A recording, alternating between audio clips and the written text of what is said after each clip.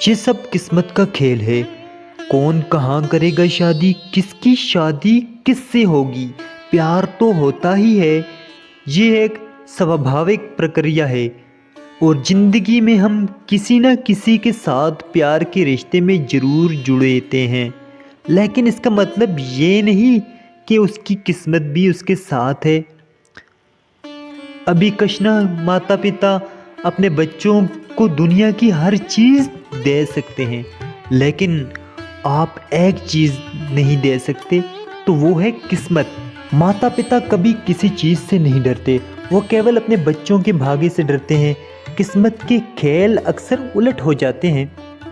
हम जो प्यार करते हैं वो अक्सर किसी और की नीति होती है, और ये ज़िंदगी की सबसे कठिन पड़ाव है। दो प्रेमी जो सालों से एक साथ हैं, किस्मत उन्हें कहाँ ले जाती है, जिनके साथ हम जीने की कल्पना करते हैं, और अगर वो किसी और से शादी कर ले, और इस समय खुद को ख्याल रखना बहुत मुश्किल होता है। इसलिए माता पिता हमेशा अपने बच्चों के अच्छे भाग्य के लिए प्रार्थना करते हैं।